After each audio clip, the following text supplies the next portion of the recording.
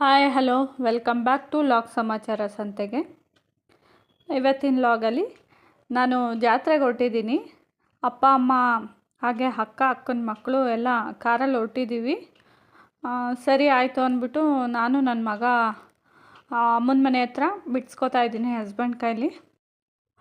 Husband ರಜಾ ಹಾಕಿರಲಿಲ್ಲ, ಅವತ್ತು office ಇತ್ತು. ಆಫೀಸ್ಗೆ ಹೋಗೋ ದಾರಿಯಲ್ಲಿ ಸುಮ್ಮನಹಳ್ಳಿಯಲ್ಲಿ ಆಂಜನೇಯನ ದೇವಸ್ಥಾನ ಇತ್ತಲ್ಲ, ಇವತ್ತು ಶನಿವಾರ ಅಲ್ವಾ, ಹಾಗೆ ಮೂವರು ಒಟ್ಟಿಗೆ ಇದ್ದೀವಲ್ಲ, ದರ್ಶನ ಮಾಡ್ಕೊಂಡು ಹೋಗೋಣ ಅಂತ ಹೇಳಿದ್ವಿ. ಸರಿ ಆಯಿತು ಅಂತ ಹೊರಟ್ವಿ.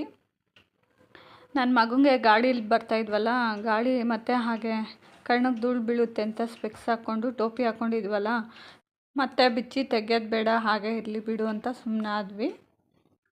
ಅಪ್ಪ ಆಗಲೇ ಅಷ್ಟರಲ್ಲಿ ಫೋನ್ ಮಾಡಿದ್ರು, ಎಲ್ಲಿದ್ದೀರಾ ಅಂತ. ಸುಮ್ಮನಹಳ್ಳಿಲಿದ್ದೀವಿ, ಬರ್ತಾಯಿದ್ದೀವಿ ಅಂತ ಹೇಳಿದ್ವಿ. ಯಾಕಂದರೆ ಒಂದು 10-11 ಗಂಟೆಗೆ ಹೊರಡೋಣ ಅಂತ ಅಂದ್ಕೊಂಡಿದ್ವಿ. ನಾವು ಬೆಳಗ್ಗೆ ಬೇಗ ಎದ್ಬಿಟ್ಟು ನಾನು ನನ್ನ ಮಗ ಸ್ನಾನ ಎಲ್ಲ ಮಾಡಿಕೊಂಡು ನಾಷ್ಟ ಎಲ್ಲ ಮಾಡ್ಕೊಂಡಿದ್ವಿ. ನೋಡಿ ಎಷ್ಟು ಚೆನ್ನಾಗಿ ಅಲಂಕಾರ ಮಾಡಿದ್ದಾರೆ. ದೇವ್ರ ದರ್ಶನ ಎಲ್ಲ ಚೆನ್ನಾಗಾಯಿತು. ಪ್ರಸಾದ ತೀರ್ಥ ಎಲ್ಲ ತೊಗೊಂಡ್ವಿ. ನನ್ನ ಮಗನಿಗೆ ಪ್ರಸಾದ ಬಾಯಲ್ಲಿ ಇಟ್ಟರೆ ಬೇಡ ಅಂತಿದ್ದ. ಅಮ್ಮನ ಮನೆಗೆ ಬಂದ್ವಿ. ಆಲ್ರೆಡಿ ಅಕ್ಕನ ಮಗ ಎಲ್ಲ ಬಂದಿದ್ದ. ಅಪ್ಪ ಅಮ್ಮ ಎಲ್ಲ ನಾಷ್ಟ ಮಾಡ್ತಿದ್ರು. ಅವಾಗ ಪೂಜೆ ಎಲ್ಲ ಆಗಿತ್ತು ಮನೆಯಲ್ಲಿ. ಮೊದಲನೇದಾಗಿ ನಾವು ಜಲಗೇರಮ್ಮನ ದೇವಸ್ಥಾನಕ್ಕೆ ಹೋಗ್ಬೇಕಾಯಿತು. ಅಲ್ಲೇ ಯಡಿಯೂರು ಸಿದ್ಧಲಿಂಗೇಶ್ವರ ಇರೋದ್ರಿಂದ ಫಸ್ಟು ಅಲ್ಲಿ ಹೋಗ್ಬಿಟ್ಟು ಆಮೇಲೆ ಅಲ್ಲಿ ಹೋಗೋಣ ಅಂತ ಅಂದ್ಕೊಂಡ್ವಿ. ಹಾಗೆ ಅಮ್ಮ ಮಡ್ಲಕ್ಕಿ ಸೀರೆ ಎಲ್ಲ ಕೂಡ ತೊಗೊಂಡಿದ್ರು, ರೆಡಿ ಮಾಡ್ಕೊಂಡಿದ್ರು ನೆನ್ನೆ. ನಮ್ಮ ದೊಡ್ಡಕ್ಕ ಇನ್ನೂ ಬಂದಿರಲಿಲ್ಲ, ಅವ್ರಿಗೋಸ್ಕರ ಕಾಯ್ತಾ ಇದ್ವಿ. ಹಾಗೆ ನನ್ನ ತಮ್ಮನ ಫ್ರೆಂಡು ಕಾರು ಅವ್ರದ್ರಲ್ಲಿ ಹೋಗ್ತಾ ಇರೋದು, ಇನ್ನೂ ಅವ್ರು ಬಂದಿರಲಿಲ್ಲ, ಅದಕ್ಕೋಸ್ಕರ ವೆಯ್ಟ್ ಮಾಡ್ತಾಯಿದ್ವಿ. ಆಮೇಲೆ ನಮ್ಮ ಅಕ್ಕನೂ ಬಂದಳು, ಹಾಗೆ ನಮ್ಮ ತಮ್ಮನ ಫ್ರೆಂಡು ಬಂದರು. ಎಲ್ಲ ಹೊರಟ್ವಿ. ಹಾಗೆ ಒಂದು ಫೋಟೋ ಹೊಡ್ಕೊಳೋಣ ಅಂತ ಒಂದು ಫೋಟೋ ತೊಗೊಂಡ್ವಿ. ನನ್ನ ಜೊತೆ ಹೋಗ್ತಿದ್ದ ಬಾ ಅಂತ ನಮ್ಮ ಅಕ್ಕ ಕರ್ಕೊಂಡೋದ್ರು. ಅವ್ನಿಗಿನ್ನ ನಾನು ಜಾಸ್ತಿ ಹೋಗ್ತಿರ್ಲಿಲ್ಲ ಅಕ್ಕನ ಮನೆಗೆ ಅಮ್ಮನ ಮನೆಗೆ. ಅವ್ನು ರೂಢಿ ಆಗಿರಲಿಲ್ಲ, ಅಳ್ತಿದ್ದ. ಅಮ್ಮನ ಜೊತೆ ಬರ್ತೀನಿ ಅಂತ, ಏನಾಗಲ್ಲ ಬಾ ಅಂತ ಕರ್ಕೊಂಡು ಹೋಗ್ತಾಯಿದ್ರು. ಮುಂದೆ ಹೋದ. ಯಾರ ಹತ್ರನೂ ಹೋಗ್ತಿರ್ಲಿಲ್ಲ, ನನ್ನ ಹತ್ರನೇ ಅಡಿಕ್ಟ್ ಆಗಿಬಿಟ್ಟಿದ್ದ ಅವನು. ಮನೆ ಬಿಟ್ವಿ.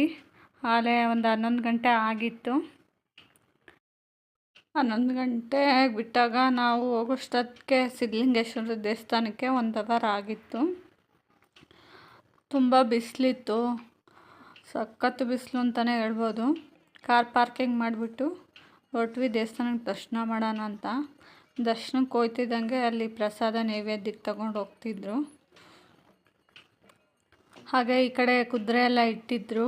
ನನ್ನ ಮಗಂಗೆ ಆಡ್ಸೋಣ ಅಂದ್ಕೊಂಡ್ರೆ ನಾನು ಹತ್ಬೇಕಾಗುತ್ತೆ. ನಮ್ಮ ಹಸ್ಬೆಂಡ್ ಇದ್ದಿದ್ದರೆ ಅವರು ಕುದುರೆ ಮೇಲೆ ಹತ್ತಿಸ್ಬಿಟ್ಟು ಕರ್ಕೊಂಡು ಹೋಗ್ತಿದ್ರು 1 ರೌಂಡು.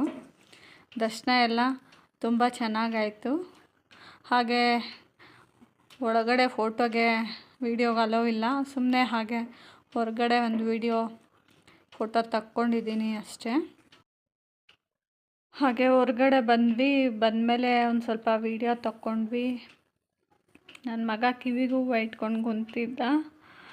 ಹಾಗೆ ಅಲ್ಲಿ ಆಂಜನೇಯನ ದೇವಸ್ಥಾನ ಇತ್ತು, ಅಲ್ಲಿ ಒಂದು 10 ನಿಮಿಷ ಕೂತ್ಕೊಳ್ಳಿ, ನಾನು ಪೂಜೆ ಮಾಡಿಕೊಡ್ತೀನಿ ಅಂದರು. ಅಲಂಕಾರ ಮಾಡ್ತಿದ್ರು. ಸರಿ ಅಂತ ಒಂದು 10 ನಿಮಿಷ ಕೂತ್ಕೊಂಡ್ವಿ. ಅಲಂಕಾರ ಎಲ್ಲ ಮುಗೀತು. ಪೂಜೆ ಮಾಡಿಸ್ಕೊಂಡು ತೀರ್ಥ ಪ್ರಸಾದ ತಗೊಂಡು ಹೊರಗಡೆ ಬಂದ್ವಿ.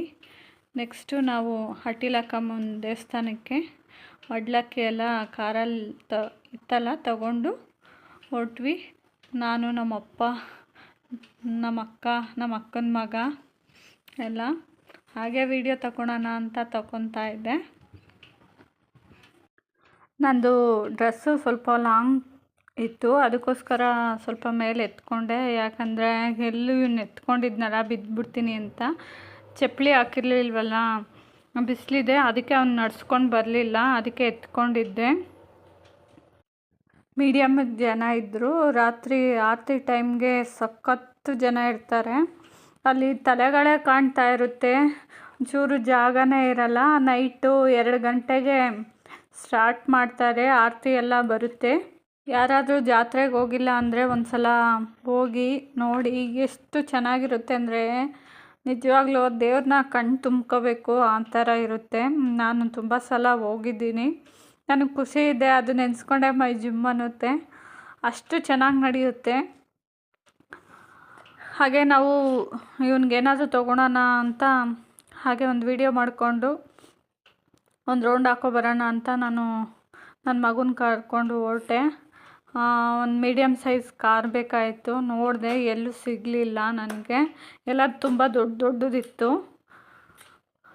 ಇವನು ದೊಡ್ಡದು ಕೊಟ್ಟರೆ ಯಾವಾಗೂ ಎತ್ಕೊಂಡು ಓಡಾಡ್ತಾ ಇರ್ತಾನೆ. ಅವನ ಕೈಲಿ ಹಿಡ್ಕೊಳಕ್ಕಾಗಲ್ಲ. ದೊಡ್ಡದೆಲ್ಲ ಇತ್ತಲ್ಲ, ಅದಕ್ಕೆ ಒಂದು ಚಿಕ್ಕದು ಸಾಕಾಗಿತ್ತು ನನಗೆ. ನೋಡಿದ್ರೆ ತುಂಬ ಚಿಕ್ಕದು ಸಿಕ್ತಿತ್ತು. ಮೀಡಿಯಮ್ ಸೈಜ್ ಯಾವುದೂ ಇರಲಿಲ್ಲ. ನೋಡ್ಬೋದು ನೀವು ಎಷ್ಟು ಚೆನ್ನಾಗಿಟ್ಟಿದ್ದಾರೆ ಅಂದರೆ. ತುಂಬ ಕುಗ್ತಿತ್ತು ಆ ಗೊಂಬೆಗಳೆಲ್ಲ. ಇವನೇನು ಅಷ್ಟು ಗೊಂಬೆನ ಲೈಕ್ ಮಾಡೋದಿಲ್ಲ. ಮನೇಲೂ ಕೂಡ ತುಂಬ ಇದೆ ಗೊಂಬೆಗಳು. ನಾನು ಇಲ್ಲಿ ವಾಯ್ಸ್ ಕೊಡ್ತಾಯಿದ್ದೀನಿ. ನನ್ನ ಮಗ ಟಿ ವಿ ಹಾಕಿದರೆ ಸುಮ್ಮನೆ ಇರ್ತಿದ್ದ. ಕರೆಂಟ್ ಹೋಗಿದೆ, ಅದಕ್ಕೆ ಇಲ್ಲಿ ತೀಟೆ ಮಾಡ್ತಾಯಿದ್ದಾನೆ ಪಕ್ಕದಲ್ಲಿ ಕೂತ್ಕೊಂಡು. ನಾವು ಹಟ್ಟಿಲಕ್ಕಮ್ಮನ ದೇವಸ್ಥಾನದಲ್ಲಿ ಊಟ ಮಾಡಲಿಲ್ಲ. ನಾನು ಹೇಳೋದು ಮರ್ತ್ಬಿಟ್ಟೆ. ಸಿದ್ಧಲಿಂಗೇಶ್ವರ ದೇವಸ್ಥಾನದಲ್ಲಿ ನಾವು ಊಟ ಮಾಡ್ಕೊಂಡಿದ್ವಿ. ಅದೇ ಹೊಟ್ಟೆ ತುಂಬಿತ್ತು. ಬಿಸಿಲು ಬೇರೆ ಅಲ್ವಾ, ನೀರು ಕುಡ್ದು ಹೊಟ್ಟೆ ತುಂಬಿತ್ತು. ನಾವು ಅಲ್ಲಿ ಊಟ ಮಾಡಲಿಲ್ಲ. ಎಷ್ಟು ಚೆನ್ನಾಗಿ ಎಲ್ಲ ಜೋಡಿಸಿದ್ರು ನೋಡಿ. ಒಂದಕ್ಕಿಂತ ಒಂದು ಅಂಗಡಿಗಳು ತುಂಬ ಚೆನ್ನಾಗಿ ಜೋಡಿಸ್ಕೊಂಡಿದ್ರು. ತುಂಬ ಚೆನ್ನಾಗಿ ಕಾಣಿಸ್ತಿತ್ತು. ಜಾತ್ರೆ ಅಂದ್ರೆ ಹೀಗೆ ಕಣ್ಣು ತುಂಬಿಸ್ಕೋಬೇಕು ನೋಡಿ. ಸಾಯಂಕಾಲ ಅಂತೂ ಇದ್ದಿದ್ದೂ ಲೈಟೆಲ್ಲ ಹಾಕ್ಬಿಡ್ತಾರ. ಮಿಣ ಮಿಣ ಮಿಣ ಮಿಣ ಅಂತ ಮಿನುಗ್ತಾ ಇರುತ್ತೆ. ತುಂಬ ಚೆನ್ನಾಗಿರುತ್ತೆ. ಅದೊಂದು ಸಲ ಹೋದರೆ ಅದು ಹಂಗೆ ನೆನಪಲ್ಲಿ ಉಳಿಯುತ್ತೆ. ಅದೊಂಥರ ಅನುಭವ. ಜಾತ್ರೆಗೆ ಹೋಗಿದ್ವಿ, ಹಿಂಗೆ ತೊಗೊಂಡ್ವಿ, ಹಂಗೆ ತೊಗೊಂಡ್ವಿ, ಜಾತ್ರೆ ಹಿಂಗೆ ನಡೀತು ಅಂತ ಅದೆಲ್ಲ ನೆನಪಲ್ಲಿ ಹಾಗೇ ಇರುತ್ತೆ. ನಾನು ಒಂದು 4-5 ವರ್ಷ ಹೋಗಿದ್ದೆ ಜಾತ್ರೆಗೆ. ತುಂಬ ಚೆನ್ನಾಗಿ ಎಂಜಾಯ್ ಮಾಡಿದ್ದೆ ಅಂತಲೇ ಹೇಳ್ಬೋದು. ಈಗ ಮಗ ಚಿಕ್ಕವನಿರೋದ್ರಿಂದ ಅವನ್ನ ನೈಟೆಲ್ಲ ಕರ್ಕೊಂಡು ಹೋಗಿ ಅಲ್ಲಿ ಇರೋದಕ್ಕೂ ಆಗೋದಿಲ್ಲ. ಹಾಗೆ ಅವನು ನನ್ನನ್ನು ಬಿಟ್ಟು ನೈಟ್ ಹೊತ್ತು ಮನೇಲಿ ಬಿಟ್ಟೋದ್ರು ಅವನು ಇರೋದಿಲ್ಲ. ಅದಕ್ಕೋಸ್ಕರ ಬೆಳಗ್ಗೆನೇ ಪೂಜೆ ಮಾಡಿಸ್ಕೊಂಡು ಬಂದ್ವಿ. ಮೊದಲು ಹಟ್ಟಿಲಕ್ಕಮ್ಗೆ ಹೋದ್ಮೇಲೆ ಜಲಗರಮ್ಮನ ದೇವಸ್ಥಾನಕ್ಕೆ ಹೋಗಬೇಕು. ಈಗ ಜಲಗರಮ್ಮನ ದೇವಸ್ಥಾನಕ್ಕೆ ಹೊರಟ್ವಿ ಕಾರಲ್ಲಿ. ಹಾಗೆ ನಾನು ಒಂದು ವಿಡಿಯೋ ಮಾಡ್ಕೋತಿದ್ದೆ. ವಾತಾವರಣ ತುಂಬ ಚೆನ್ನಾಗಿತ್ತು. ಚೆನ್ನಾಗಿರುತ್ತೆ ಅಲ್ವಾ ಹಳ್ಳಿ ವಾತಾವರಣ. ನನಗೆ ಚೆನ್ನಾಗಿ ಅನ್ನಿಸ್ತು. ಈ ಹಟ್ಟಿಲಕ್ಕಮ್ಮ ದೇವಸ್ಥಾನದಿಂದ ಜಲಗರಮ್ಮನ ದೇವಸ್ಥಾನಕ್ಕೆ ಒಂದು 10 ನಿಮಿಷ ಆಗುತ್ತೆ ಕಾರಲ್ಲಿ ಅಷ್ಟೇ. ನಾವು ಕಾರಲ್ಲಿ AC ಆನ್ ಮಾಡೇ ಇದ್ವಿ. ಯಾಕಂದರೆ ಬಿಸಿಲು ಜಾಸ್ತಿ ಇತ್ತಲ್ವಾ, ಟಯರ್ಡ್ ಆಗಿಬಿಡುತ್ತೆ ಅಂತ. ಜಲಗರಮ್ಮನ ದೇವಸ್ಥಾನಕ್ಕೆ ರೀಚ್ ಆದಮೇಲೆ ಮಡ್ಲಕ್ಕಿ ಎಲ್ಲ ತಗೊಂಡ್ವಿ. ಹಾಗೆ ಒಳಗಡೆ ಹೋಗಿ ದೇವ್ರ ದರ್ಶನ ಮಾಡ್ಕೊಂಡು ಬಂದ್ವಿ. ಚೆನ್ನಾಗಾಯಿತು. ಒಳಗಡೆ ವಿಡಿಯೋ ಮಾಡೋಕ್ಕಾಗಲಿಲ್ಲ, ಮಾಡ್ಕೊಳ್ಳೋಂಗಿಲ್ಲ ದೇವಸ್ಥಾನಗಳಲ್ಲಿ. ಒಳಗಡೆ ಕಡ್ಡಿ ಕರ್ಪೂರ ಎಲ್ಲ ಈಚೆ ಹಚ್ಕೊಂಡ್ವಿ. ಬೇಗನೆ ಎಲ್ಲ ದೇವ್ರ ದರ್ಶನ ನಮಗೆ ಚೆನ್ನಾಗಾಯಿತು. ಹಾಗೆ ನನ್ನ ಮಗನಿಗೆ ನಮಸ್ಕಾರ ಹಾಕು ದೇವ್ರಿಗೆ ಅಂತ ಹೇಳಿದ್ವಿ. ಅವನಿಗೆ ದೀರ್ಘದಂಡ ಹಾಕ್ಸೋಣ ಅಂತ ಅವನಿಗೆ ದೀರ್ಘದಂಡ ನಮಸ್ಕಾರ ಹಾಕಿದ್ವಿ. ನೀವು ನೋಡ್ಬೋದು, ದೀರ್ಘದಂಡ ನಮಸ್ಕಾರ ಹಾಕೋತಾ ಇದ್ದಾನೆ ದೇವ್ರಿಗೆ. ಅವರಪ್ಪ ಈ ಥರ ಹಾಕ್ದಾಗ ಅವನು ಹಾಕ್ತಿದ್ದ. ಈಗ ಹಾಕು ಅಂತ ಹೇಳ್ಕೊಟ್ವಿ, ಹಾಕ್ತಾಯಿದ್ದಾನೆ ದೀರ್ಘದಂಡ ನಮಸ್ಕಾರ ಹಾಕ್ತಾ. ಇನ್ನು 4 ಗಂಟೆ ಆಗಿತ್ತು. ಮೊದಲೇ ಆಂಜನೇಯನ ದೇವಸ್ಥಾನಕ್ಕೆ ಹೋಗೋಣ ಅಂತ ಅಂದ್ಕೊಂಡಿದ್ವಿ. ಚಿಕ್ಕಬಿದ್ರಕಲ್ಲಲ್ಲಿ ಬರುತ್ತಲ್ಲ ಆಂಜನೇಯನ ದೇವಸ್ಥಾನ, ಅಲ್ಲಿಗೆ ಹೊರಟ್ವಿ. ಹಾಗೆ ದೂರದಿಂದ ಒಂದು ವಿಡಿಯೋ ಮಾಡಿಕೊಂಡೆ. ನೋಡಿ ಎಷ್ಟು ಚೆನ್ನಾಗಿ ಕಾಣಿಸ್ತಿದೆ. ಬಿಸಿಲು ಬೇರೆ. ನನ್ನ ಮಗ ಅಲ್ಲೆಲ್ಲ ಕುತ್ಕೊಂಡು ಊಟ ಮಾಡ್ಸೋಕ್ಕಾಗಲಿಲ್ಲ, ಸರಿಯಾಗಿ ತಿನ್ನಲಿಲ್ಲ. ಆಂಜನೇಯನ ಸ್ಟ್ಯಾಚ್ಯೂ ಹತ್ರ ನೋಡಿದಾಗ ಅಲ್ಲಿ ಕೆಲವು ಕಡೆ ಜೇನುಗೂಡೆಲ್ಲ ಕಟ್ಟಿತ್ತು. ಬಟ್ ಯಾರಿಗೂ ಏನೂ ಅಲ್ಲಿಂದ ತೊಂದರೆ ಆಗಿಲ್ಲ. ದೇವರಿದ್ದಾನೆ ಅನ್ನೋದಕ್ಕೆ ಸತ್ಯ ಇದೆ ನೋಡಿ. ಮತ್ತು ಎಷ್ಟು ದೊಡ್ಡದು ಅಂದರೆ ತುಂಬ ದೂರ ಒಂದು ವಿಡಿಯೋ ಫೋಟೋ ತಕ್ಕೋಬೇಕು, ಅಷ್ಟು ದೊಡ್ಡ ಸ್ಟ್ಯಾಚ್ಯೂ ಅದು. ದೇವಸ್ಥಾನದೊಳಗಡೆ ಹೋದ್ವಿ. ಅಲ್ಲೊಂದು ರೌಂಡ್ ಹಾಕ್ಕೊಂಡು ಹೋಗಬೇಕು ಎಂಟ್ರೆನ್ಸ್ಗೆ. ಒಂದು ರೌಂಡ್ ಹಾಕಿದ್ವಿ. ಅಲ್ಲಿ ಆನೆ, ನಿಜವಾದ ಆನೆ ಥರ ಅಲ್ಲಿ ಒಂದು ಸ್ಟ್ಯಾಚ್ಯೂ ಇತ್ತು. ಈಗೆಲ್ಲ ಎಷ್ಟು ರಿಯಲಾಗಿ ಕಾಣಿಸುತ್ತೆ ಅಂದರೆ ಆನೆನೇ ಇದೆಯೇನೋ ಅನ್ನಂಗೆ ಕಾಣಿಸುತ್ತೆ. ನನ್ನ ಮಗ ಆಗ ನಿದ್ದೆಯಿಂದ ಎದ್ದ, ಯಾಕಂದರೆ ದೇವ್ರ ದರ್ಶನ ಮಾಡಿಸ್ಬೇಕಂತ ನಾನೇ ಎಬ್ಬರಿಸ್ದೆ. ಅವನಿಗೆ ನಿದ್ದೆ ಹಾಕಿಸ್ತಾ ಇದ್ದಾನೆ. ನೋಡ್ಬೋದು ಎಷ್ಟು ಚೆನ್ನಾಗಿದೆ ಅಲ್ವಾ ಆನೆ ಸ್ಟ್ಯಾಚು. ನನಗಂತೂ ತುಂಬ ಇಷ್ಟ ಆಯಿತು. ನನ್ನ ಮಗನೂ ನೋಡ್ತಾ ಇದ್ದ ಆನೆ ಇದು ರಿಯಲ್ಲ ಫೇಕಾ ಅಂತ. ತುಂಬ ದೊಡ್ಡ ದೇವಸ್ಥಾನ ಇದು, ತುಂಬ ದೊಡ್ಡದಾಗಿತ್ತು ದೇವಸ್ಥಾನ. ಅಲ್ಲಿ ಮಹಾತ್ಮನ ದೇವಸ್ಥಾನನೂ ಕೂಡ ಇದೆ. ಅಲ್ಲಿ ನವಗ್ರಹ ದೇವ್ರುಗಳ್ನು ಪ್ರತ್ಯೇಕವಾಗಿ ಸ್ಥಾಪನೆ ಮಾಡಿದರು, ಒಂದೊಂದು ಕಡೆ ಒಂದೊಂದು. ತುಂಬ ಚೆನ್ನಾಗಿತ್ತು. ನಾವು ಮೇಲ್ಗಡೆ ಸ್ಟ್ಯಾಚು ನೋಡೋಕೆ ಹೋಗೋಣ ಅಂತ ಹೋದಾಗ ಕ್ಲೈಮೇಟ್ ತುಂಬ ಚೆನ್ನಾಗಿ ಕಾಣಿಸ್ತಿತ್ತು. ಒಂದು ವಿಡಿಯೋ ಫೋಟೋ ತಗೊಂಡೆ. ಹಾಗೆ ಕೆಳಗಡೆ ನಮ್ಮ ಅಕ್ಕನ ಮಗನ ಹತ್ರ ಒಂದು ಫೋಟೋ ತೆಗೆಸ್ಕೊಂಡ್ವಿ, ನಾನು ನಮ್ಮ ಮಗ.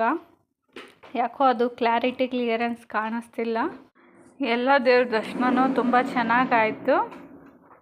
ಹೊರಟ್ವಿ. ನಾವು ಹೊರಟಾಗಲೇ ಸಂಜೆ ಆಗಿತ್ತು, ಇನ್ನೂ ಕತ್ತಲಾಗಿರಲಿಲ್ಲ. ಯಾರೆಲ್ಲ ಹೊಸದಾಗಿ ನನ್ನ ಚಾನಲ್ನ ನೋಡ್ತಾ ಇದ್ದೀರಾ, ಪ್ಲೀಸ್ ಸಬ್ಸ್ಕ್ರೈಬ್ ಮಾಡ್ಕೊಂಡು ನೋಡಿ, ಬೆಲ್ ಐಕಾನ್ ಕ್ಲಿಕ್ ಮಾಡಿ. ನೆಕ್ಸ್ಟು ನೋಟಿಫಿಕೇಷನ್ ಬರುತ್ತೆ, ಲಾಗ್ ನೋಡ್ಬೋದು. ಲೈಕ್ ಮಾಡಿ ಹಾಗೆ ಶೇರ್ ಮಾಡಿ. ಲಾಗ್ ನಿಮಗೆಲ್ಲ ಇಷ್ಟ ಆಯಿತು ಅಂತ ಭಾವಿಸ್ತೀನಿ. Until then, bye. Keep smiling. Thank you for watching. Next vlog ಅಲ್ಲಿ ಸಿಗೋಣ.